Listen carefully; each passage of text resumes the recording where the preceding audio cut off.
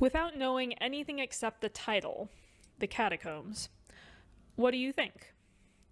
The painting itself is kinda creepy. They're obviously in some sort of structure where the only light is the lantern the man is holding, and yes, that is a wall of human skulls. Victor Hartmann, the artist whose work we're looking at, actually lived in France for a number of years, and this painting depicts a real place, the Catacombs in Paris. This is a self-portrait of sorts, with Hartmann depicting himself visiting the catacombs. He would be one of the people wearing a top hat. The painting gives us a look at what visiting the catacombs would have been like in the 1800s, with the flickering light of a lantern.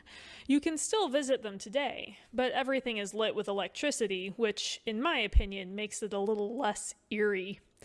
As you can see, Hartmann's depiction of the Wall of Skulls was not an exaggeration. The catacombs were created when the cemeteries in Paris were so full that it was becoming hazardous to people's health, which is super gross, so let's not think too hard about that.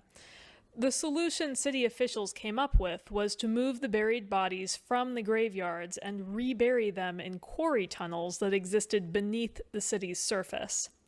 Now, we're talking about moving somewhere between 6 and 7 million bodies.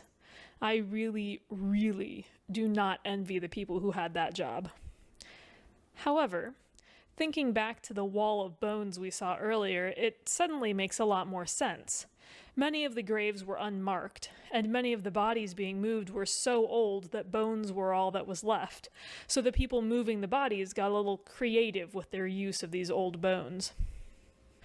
In any case, visiting the catacombs is a sobering experience, and Mussorgsky embodies the atmosphere of Hartmann's painting perfectly in his music. Let's listen to the whole movement.